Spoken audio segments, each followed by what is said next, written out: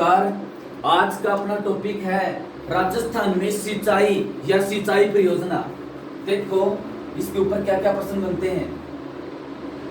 राजस्थान में कौन से साधनों पर कहां पर किससे सिंचाई होती है, कहां पर किससे सिंचाई होती है, सिंचाई परियोजनाएं कौन सी है, कौन सी किस जिले में है, इस तरह से प्रश्न बनते हैं। सबसे पहले राजस्थान के अंदर कुल क्षेत्रफल का यानी कृषि का सिंचित क्षेत्र कितना है, तो 33.6%। यानी राजस्थान में जो कृषि की जाती है उसका सिंचाई कितने प्रतिशत पर होती है, लगभग 33%, यानी 33.6% के ऊपर। फिर देखो राजस्थान में सिंचाई के साधन कौन से हैं। सिंचाई के साधन सबसे पहले नंबर 1 कुएं या नलकूप। कुएं या नलकूप राजस्थान की सिंचाई के साधनों में सबसे महत्वपूर्ण है। पहला क्वेश्चन, राजस्थान में कुएं और नलकूपों से कितने प्रतिशत क्षेत्र के ऊपर सिंचाई की जाती है, यानी 66%। राजस्थान में सबसे ज्यादा सिंचाई किससे होती है, कुएं और नलकूपों से। अब देखो कुएं एवं नलकूपों से राजस्थान के किस भाग में सर्वाधिक सिंचाई होती है, किस भाग में सर्वाधिक, तो इसका उत्तर होगा पूर्वी भाग।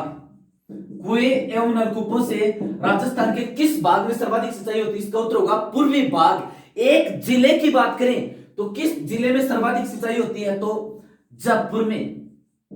कुएं एवं नलकूपों से किस जिले में सर्वाधिक सिंचाई होती है, तो जयपुर में। अब देखो राजस्थान के अंदर एक दो कुएं प्रसिद्ध हैं, उनसे संबंधित प्रश्न पूछ लेते हैं। जैसे चंदन नलकूप, चंदन नलकूप ध्यान रहे, बार बार पूछते हैं। ये चंदन नलकूप इस जैसलमेर में है। चंदन नलकूप राजस्थान के किस जिले में, तो जैसलमेर में है। इसका उपनाम कई बार पूछते हैं, उपनाम थार का घड़ा, थार के मरुस्थल का घड़ा।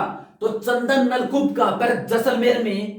थार के घड़े के नाम से प्रसिद्ध चंदन नलकूप कहां पर है, जैसलमेर में है। दूसरा एक कुआं और पूछते हैं, ये बाटाडू का कुआं, बाटाडू, बाटाडू का कुआं, ये बाटाडू का कुआं ये कहां पर है, बाड़मेर में।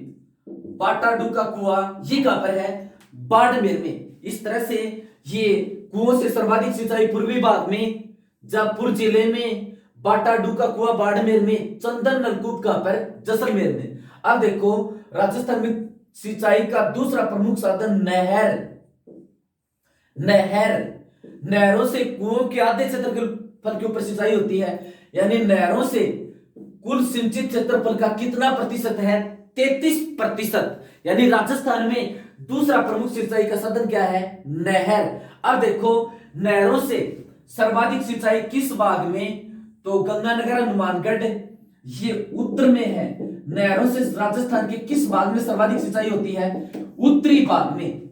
नहरों से सर्वाधिक सिंचाई किस जिले में, तो नंबर 1 जिला गंगानगर, दूसरा जिला हनुमानगढ़। राजस्थान में नहरों से सर्वाधिक सिंचाई किस भाग में, उत्तरी भाग में। किस जिले में, गंगानगर में। और दूसरा जिला कौन सा है, हनुमानगढ़। अब देखो सिंचाई का तीसरा प्रमुख साधन राजस्थान में तालाब, तालाब। तो तालाबों से सर्वाधिक सिंचाई राजस्थान के दक्षिणी राजस्थान में होती है। तालाबों से सर्वाधिक सिंचाई राजस्थान के किस भाग में, दक्षिणी भाग में। एक जिले की बात करें तो किस जिले में, भीलवाड़ा में, भीलवाड़ा में। तालाबों से राजस्थान में सर्वाधिक सिंचाई किस जिले में, भीलवाड़ा में। किस भाग में, दक्षिणी राजस्थान में। अब देखो राजस्थान में कुछ क्षेत्रों के ऊपर झरनों से भी सिंचाई होती है, झरनों से भी। तो झरनों से सर्वाधिक सिंचाई, सर्वाधिक सिंचाई ये होती है बांसवाड़ा में, बांसवाड़ा में। झरनों से सर्वाधिक सिंचाई राजस्थान के किस जिले में होती है, बांसवाड़ा में होती है। ये सिंचाई का कुछ सामान्य परिचय होगा कि साधन कौन कौन से हैं। इसके अलावा देखो यहां पर सिंचाई के लिए कुछ नहर परियोजनाएं हैं, कुछ सिंचाई परियोजनाएं हैं, उनसे संबंधित प्रश्न पूछते हैं कि इसका उद्घाटन कब हुआ, इससे किस जिले में सिंचाई होती है। तो देखो राजस्थान की जो सबसे पहली सिंचाई परियोजना थी उसी से शुरुआत करते हैं। वो कौन सी है? गंग नहर, गंग नहर सिंचाई परियोजना, गंग नहर सिंचाई परियोजना। देखो ये गंग नहर सिंचाई परियोजना, इसके ऊपर क्या प्रश्न बनते हैं? ये बीकानेर का महाराजा था गंगा सिंह, अंग्रेजों का राजस्थान में सबसे विश्वास पात्र राजा था, मुगलों का सर्वोच्च सेनापति तो था मानसिंह फर्स्ट, अंग्रेजों का सबसे विश्वास पात्र था बीकानेर का शासक गंगा सिंह। ये गंगानगर, हनुमानगढ़, बीकानेर, चूरू, आज का जो बीकानेर संभाग है, किसी समय ये बीकानेर रियासत हुआ करती थी। इस बीकानेर के महाराजा गंगा सिंह ने पहले और दूसरे विश्व युद्ध में अंग्रेजों का साथ दिया था, तो अंग्रेजों का काफी विश्वास पात्र था। ये बीकानेर रियासत में सबसे पहले नहर लेके आया था। इस नहर का नाम गंगा सिंह ने गंग नहर के नाम से रखा। देखो ये गंग नहर निकलती कहां से है? ये पंजाब में एक जगह है उसेनी वाला, उसेनी वाला पंजाब से निकलती है ये गंग नहर। तो गंग नहर का पहला क्वेश्चन क्या हो गया? उद्गम, इसका उद्गम उसेनी वाला, और उसेनी वाला है कहां पर? पंजाब में है, उसेनी वाला पंजाब में है। अब देखो इसका दूसरा प्रश्न, गंग नहर ये इससे लाभान्वित जिला, लाभान्वित जिला, वर्तमान में लाभान्वित जिला यानी कौन सी जिला इससे लाभान्वित है? तो इससे लाभान्वित जिला ये गंगानगर, लाभान्वित जिला, इससे कौन सा जिला लाभान्वित है? गंगानगर लाभान्वित जिला है। ठीक है, अब देखो इस गंग नहर की नींव कब रखी थी? नींव, गंग नहर की नींव कब रखी थी? 5 सितंबर 1921 को इस गंग नहर की नींव रखी गई थी। फिर ये 5 साल में बनकर पूरी हुई थी। तो यानी इसका उद्घाटन, इसका उद्घाटन ये कब किया गया था? ये 26 अक्टूबर 1927 को इसका उद्घाटन किया था, और इसका उद्घाटन तत्कालीन ये वायसराय लॉर्ड इरविन ने किया था। तो गंग नहर का उद्गम उसेनी वाला पंजाब से, लाभान्वित जिला से गंगानगर, इसकी नींव रखी थी 5 सितंबर 1921 को, इसका उद्घाटन लॉर्ड इरविन ने किया था 26 अक्टूबर 1927 को किया था। ठीक है, अब देखो इसकी कुल लंबाई कितनी है? इसकी कुल लंबाई, गंग नहर की कुल लंबाई 129 किलोमीटर, कुल लंबाई 129 किलोमीटर। दूसरा प्रश्न, इसकी राजस्थान में लंबाई, गंग नहर की राजस्थान में लंबाई कितनी है? तो राजस्थान में इसकी लंबाई है 17 किलोमीटर। इसकी कुल लंबाई 129 किलोमीटर, राजस्थान में लंबाई 17 किलोमीटर। इसको गंगा सिंह लेके आया था, इसलिए इसके ऊपर सबसे ज्यादा प्रश्न ये पूछते हैं, इसका गंगा सिंह का उपनाम आधुनिक, आधुनिक भारत का भागीरथ, आधुनिक भारत का भागीरथ किसे कहते हैं? गंगा सिंह को कहते हैं। अब देखो भागीरथ क्यों कहते हैं? ये भागीरथ एक ऋषि था, और ये गंगा नदी है, गंगा नदी ये पहाड़ों में बहती थी। इसको सबसे पहले समतल भूमि में एक ऋषि लेके आया था, उस ऋषि का नाम था भागीरथ ऋषि। बहुत प्रयत्न करके ये गंगा नदी पहले पहाड़ों में इस तरह से बहती थी, और ये उत्तर का विशाल मैदान है। इस भागीरथ ऋषि ने सोचा यहां पर जनसंख्या ज्यादा है, इस तरफ इसको पहाड़ों से पत्थरों को उठा करके मोड़ दिया। तो इसमें भागीरथ जोरदार प्रयत्न किए थे, भागीरथ से इसकी तुलना कर दी। तो गंगा नदी को सबसे पहले समतल में कौन लेके आया था? भागीरथ ऋषि। इसी बात से आपस में तुलना कर दी, आधुनिक भारत का भागीरथ। और किसे कहते हैं? गंगा सिंह को कहते हैं। गंग नहर परियोजना लाने के कारण, ध्यान रहे राजस्थान में इससे पहले कोई नहर सिंचाई परियोजना नहीं थी, तो एक प्रश्न ऑटोमेटिक निकला है। राजस्थान की प्रथम सिंचाई परियोजना कौन सी है? गंग नहर सिंचाई परियोजना। राजस्थान की प्रथम सिंचाई परियोजना कौन सी है? गंग नहर सिंचाई परियोजना। इसके ऊपर सबसे ज्यादा प्रश्न, गंग नहर के ऊपर 2-3 प्रश्न बने। राजस्थान की प्रथम सिंचाई परियोजना कौन सी है? गंग नहर। आधुनिक भारत का भागीरथ किसे कहते हैं? गंगा सिंह को। क्यों कहते हैं? गंग नहर और सिंचाई परियोजना लेकर आने के कारण से। अब देखो इसके बाद में राजस्थान में और कौन कौन सी महत्वपूर्ण सिंचाई परियोजना है। सबसे पहले देखते हैं ये छापी सिंचाई परियोजना। छापी सिंचाई परियोजना यहां पर ये झालावाड़ में है। छापी सिंचाई परियोजना। पीपलाद सिंचाई परियोजना, ये पीपलाद सिंचाई परियोजना भी झालावाड़ में है। छापी सिंचाई परियोजना झालावाड़ में, पीपलाद सिंचाई परियोजना ये भी झालावाड़ में। अब देखो रेखा पेयजल परियोजना यानी पीने का पानी उपलब्ध करवाने की है। रेखा पेयजल परियोजना ये भी कहां पर है? झालावाड़ में है। तो छापी सिंचाई परियोजना झालावाड़ में, पीपलाद सिंचाई परियोजना झालावाड़ में, और ये रेखा पेयजल परियोजना ये भी कहां पर है? झालावाड़ में। अब देखो इसके बाद में ये तकली परियोजना, एक तकली परियोजना है। ये तकली परियोजना कोटा में है। तकली परियोजना किस जिले में? कोटा में। ज्यादातर इनके जिले पूछते हैं, लाभान्वित क्षेत्र और वर्ष। तकली परियोजना कोटा में। कोटा में तकली परियोजना किस नदी पर? तकली नदी पर। और कोटा में किस स्थान पर है? दानक्या गांव कोटा में। तो तकली परियोजना कोटा में तकली नदी पर दानक्या गांव में है। ठीक है।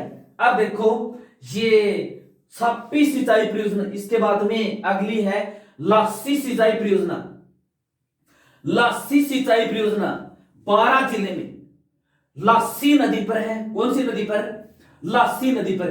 तो लासी सिंचाई परियोजना 12 जिले में लासी नदी पर। और किस स्थान के ऊपर? खजूरिया गांव। ये खजूरिया गांव यहां पर 12 में पड़ता है। तो फिर से देखिए लासी सिंचाई परियोजना लासी नदी पर 12 जिले के खजूरिया गांव में है लासी सिंचाई परियोजना। अब देखो यमुना लिंक नहर से राजस्थान का कौन सा जिला लाभान्वित है? तो इसका उत्तर क्या होगा? भरतपुर। देखो ये सबसे लंबी यमुना गंगा की कई सहायक नदियां हैं।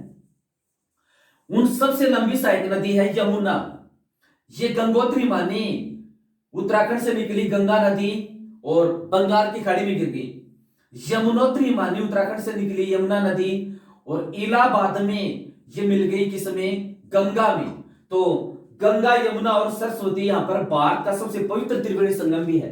तो यमुना लिंक नहर, यमुना नदी से कुछ नहर निकाली गई है, उनको यमुना लिंक कैनाल या यमुना लिंक नहर कहते हैं। तो देखो ये भरतपुर उत्तर प्रदेश से लगता है। यमुना लिंक नहर से राजस्थान का यह भरतपुर लाभान्वित है। तो यमुना लिंक नहर से भरतपुर लाभान्वित है। फिर देखो गुड़गांव नहर। गुड़गांव नहर ये इससे भी भरतपुर लाभान्वित है। गुड़गांव ये भरतपुर हरियाणा से भी लगता है। तो गुड़गांव नहर और यमुना लिंक नहर दोनों से लाभान्वित जिला कौन सा है? भरतपुर। फिर राजस्थान में रेल नीर प्लांट, रेलवे नीर प्लांट, रेल नीर प्लांट ये कहां पर स्थापित किया गया है? कोटा में। ज्यादातर इनके जिले पूछते हैं। ये एक तरफ परियोजना देती निम्नलिखित में से सुमेलित है, निम्न में से असुमेलित है। इनके पेपर हल कराऊंगा तब बताऊंगा आपको। उस समय इनके याद रखना जरूरी कि कौन सी किस जिले में है। राजस्थान में रेल नीर प्लांट कहां पर स्थापित किया गया है? कोटा में स्थापित किया गया है। ठीक है। अब देखो इसके बाद में देखते हैं ये आपनी योजना, मारवाड़ी भाषा में नाम आपनी या जर्मन योजना। ये आपनी योजना और जर्मन योजना क्या है? जर्मनी के आर्थिक सहयोग से हनुमानगढ़ तथा चूरू, हनुमानगढ़ तथा चूरू में जर्मनी के आर्थिक सहयोग से फ्लोराइड मुक्त पेयजल उपलब्ध करवाना। यानी हनुमानगढ़ और चूरू के कुछ क्षेत्रों में ये जल में फ्लोराइड की मात्रा होती है। फ्लोराइड की, उस फ्लोराइड से बीमारी होती है, उसको कहते हैं फ्लोरोसिस। फ्लोरोसिस कई बार प्रश्न पूछा हुआ है। फ्लोराइड की कमी से होने वाली बीमारी को क्या कहते हैं? फ्लोरोसिस। तो उस फ्लोराइड युक्त जल को फिल्टर करके और गंगानगर, ये हनुमानगढ़ और चूरू के उन क्षेत्रों में पहुंचाना। ठीक है। नॉर्थ क्षेत्र हनुमानगढ़, राजगढ़ और तारानगर क्षेत्र चूरू के, इनको पेयजल की आपूर्ति की जाती है। फिर से सुन लीजिए, आपनी योजना किस विदेशी सहयोग सरकार के सहयोग से संचालित है? जर्मनी के सहयोग से संचालित है। इसका उद्देश्य जर्मनी के आर्थिक सहयोग से हनुमानगढ़ तथा चूरू के फ्लोराइड मुक्त पेयजल उपलब्ध करवाना, यानी फ्लोराइड युक्त पानी को फिल्टर करके उपलब्ध करवाना। आपकी योजना से लाभान्वित जिले हनुमानगढ़ और चूरू। अब देखो भाखड़ा नागल परियोजना, भाखड़ा नागल बांध से लाभान्वित जिला, इससे भी लाभान्वित जिला कौन सा है? हनुमानगढ़। भाखड़ा हनुमानगढ़ पंजाब से लगता है, और भाखड़ा नागल बांध देखो क्या है, ये सतलज नदी है, चुनाव की सबसे बड़ी सहायक नदी सतलज नदी, सतलज नदी, इसके ऊपर यह बांध बनाया गया था, भाखड़ा नागल बांध, जिसके ऊपर 1952 में 1 रुपए की डाक टिकट भी जारी की गई थी। पंडित जवाहरलाल नेहरू ने इस भाखड़ा बांध को चमत्कारी विराट वस्तु कहा। तो भाखड़ा नागल बांध, इससे भी, इसके बांध से भी राजस्थान के को पानी मिलता है। भाखड़ा नागल बांध, प्रश्न यहां पर यह बनता है, भाखड़ा नागल बांध से लाभान्वित जिला कौन सा है? तो लाभान्वित जिला कौन सा है? ये हनुमानगढ़। इस तरह से आप देखो, इस तरफ से राजस्थान में और कौन से प्रश्न बनते हैं? ये गागरीन सिंचाई परियोजना, गागरीन सिंचाई परियोजना ये किस जिले में है? झालावाड़ में है। गागरीन सिंचाई परियोजना, गागरोन भी झालावाड़ में, और गागरीन सिंचाई परियोजना ये भी झालावाड़ में। अब इसके बाद में देखते हैं कौन सी जगह पर है? काला पिपल। गागरीन सिंचाई परियोजना झालावाड़ में, और किस स्थान के ऊपर? काला पिपल स्थान के ऊपर है। नदी कौन सी है? आहू नदी। देखो ये काली सिंध नदी है, इस तरफ से जाती काली सिंध नदी, काली सिंध में बाईं तरफ से मिलती है ये आहू नदी, आहू नदी। तो गागरीन सिंचाई परियोजना झालावाड़ में, और किस नदी पर? आहू नदी पर। ठीक है, स्थान कौन सा? काला पिपल, झालावाड़ में। फिर देखो राजगढ़ सिंचाई परियोजना, ये राजगढ़ सिंचाई परियोजना ये भी कहां पर है? झालावाड़ में है। स्थान राजगढ़, झालावाड़ में, और नदी कौन सी? आहू और कंथारी, कंथारी आहू की एक सहायक नदी। राजगढ़ सिंचाई परियोजना यहां पर ये राजगढ़ में, राजगढ़ सिंचाई परियोजना राजगढ़ में, झालावाड़ में, और कौन सी नदियों पर? आहू और कंथारी नदियों पर स्थित है। ठीक है, इसके बाद में देखते हैं अगली, ये नर्मदा सिंचाई परियोजना, नर्मदा सिंचाई परियोजना ये है नर्मदा सिंचाई परियोजना, नर्मदा सिंचाई परियोजना।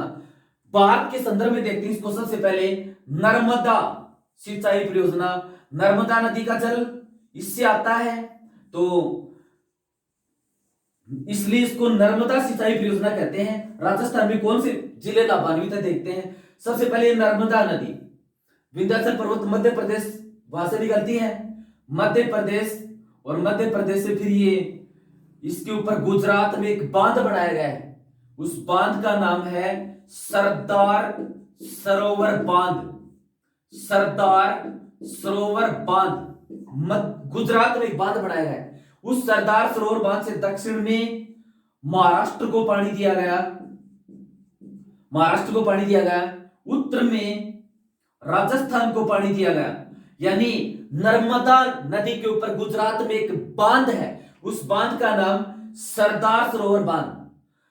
इस बांध से महाराष्ट्र को भी पानी दिया गया, राजस्थान को भी पानी दिया गया, और मध्य प्रदेश भी इसके जल को काम में ले सकता है। तो ये नर्मदा सिंचाई परियोजना कितने राज्यों की संयुक्त परियोजना है? राजस्थान, महाराष्ट्र, गुजरात, एक गुजरात से नीचे, एक गुजरात से ऊपर, एक गुजरात के दाएं, एक खुद गुजरात, 4 राज्य लाभान्वित है। अब देखो ये इस सरदार सागर बांध से एक नहर निकाली गई और वो राजस्थान में इस तरह से प्रवेश की गई। इसी को क्या कहते हैं? नर्मदा नहर या सिंचाई परियोजना, नर्मदा नहर या सिंचाई परियोजना। तो ये नर्मदा नहर सिंचाई परियोजना इस तरह से मध्य प्रदेश, गुजरात से निकाली गई। ठीक है, अब देखो इसके ऊपर राजस्थान में प्रवेश कहां पर करती है, लाभान्वित जिले कौन से हैं, ये प्रश्न बनते हैं। ये गुजरात से यहां से निकल कर आई, इस तरह से पहले राजस्थान में पहला क्वेश्चन इसका, ये नर्मदा नहर परियोजना का, इसका शुभारंभ कब किया गया था? 2008 में। नर्मदा नहर परियोजना ये जो गुजरात से निकल कर आई है सरदार सरोवर बांध से, इसका शुभारंभ कब किया गया था? 2008 में। इसका दूसरा प्रश्न, राजस्थान में प्रवेश यहां से करती है सिल्लू गांव। सिल्लू गांव, और ये सिल्लू गांव है कहां पर? जालौर में। नर्मदा सिंचाई परियोजना राजस्थान में किस जिले से प्रवेश करती है? जालौर से। किस स्थान से प्रवेश करती है? तो सिल्लू गांव जालौर से प्रवेश करती है। अब आगे चलती जाएगी और क्या क्या प्रश्न बनते हैं। इसका अगला प्रश्न, सिल्लू गांव जालौर से राजस्थान में प्रवेश करती है। ये इसके बाद में इससे राजस्थान की एकमात्र सिंचाई परियोजना जिससे फव्वारा पद्धति से सिंचाई की जाती है। फिर से सुन लीजिए, यह नर्मदा सिंचाई परियोजना राजस्थान की एकमात्र सिंचाई परियोजना है जिससे फव्वारा पद्धति से या बूंद बूंद पद्धति से सिंचाई की जाती है। ध्यान रहे, भारत में बूंद बूंद सिंचाई प्रणाली इजराइल देश से सबसे पहले ली गई थी। तो राजस्थान की एकमात्र सिंचाई परियोजना जिससे फव्वारा पद्धति से सिंचाई की जाती कौन सी है? नर्मदा सिंचाई परियोजना। इसके बाद में लाभान्वित जिले कौन से हैं? जालौर सबसे ज्यादा और बाड़मेर, यानी जालौर में प्रवेश करती है लाभान्वित जिला। एक तो ये जालौर और दूसरा ये कौन सा है? बाड़मेर। और इससे नर्मदा सिंचाई परियोजना से सर्वाधिक लाभान्वित जिला कौन सा है? सर्वाधिक लाभान्वित जिला ये कौन सा है? जालौर। तो सिल्लू गांव जालौर से राजस्थान में प्रवेश, जालौर और बाड़मेर लाभान्वित, सर्वाधिक लाभान्वित जिला जालौर। इसका शुरुआत की गई थी 2008 में नर्मदा सिंचाई परियोजना की। अब इसका उपनाम मारवाड़ की भागीरथी। मारवाड़ की भागीरथी किस सिंचाई परियोजना को कहते हैं? नर्मदा सिंचाई परियोजना को मारवाड़ की भागीरथी भी कहते हैं। ठीक है, अब देखो इसकी 3 लिफ्ट नहर है। नर्मदा सिंचाई परियोजना की 3 लिफ्ट नहर है। 3 लिफ्ट नहर, एक तो सांचौर नहर, सांचौर लिफ्ट नहर जो सांचौर क्षेत्र जालौर में है। एक तो सांचौर लिफ्ट नहर, दूसरी है बादरेड़ा लिफ्ट नहर, बादरेड़ा लिफ्ट नहर, और तीसरी है पनेरिया लिफ्ट नहर। तो नर्मदा सिंचाई परियोजना की कितनी लिफ्ट नहरें? 3। सांचौर लिफ्ट नहर, बादरेड़ा लिफ्ट नहर, पनेरिया लिफ्ट नहर। इस तरह से इसकी 3 लिफ्ट नहरें हैं। एक बार इस तरह से प्रश्न पूछा गया था कि कुछ प्रश्न मैप से क्लियर होते हैं ऑटोमेटिक, कि राजस्थान का वह जिला, राजस्थान का वह जिला जिसमें अरावली, हिमालय, ये विंध्याचल,